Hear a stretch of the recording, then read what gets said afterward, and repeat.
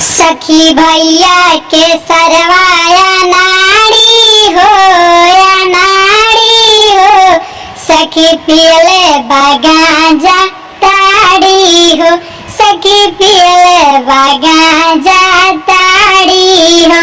सखी भैया के सरवाया नाड़ी हो अनाड़ी हो, सखी पियले बगाजा ताड़ी हो। पियले बा पाउच सखी देखो ना कैसे बोलता, पियले बा पाउच सखी देखो नाई कैसे ताकता, बाड़े उहो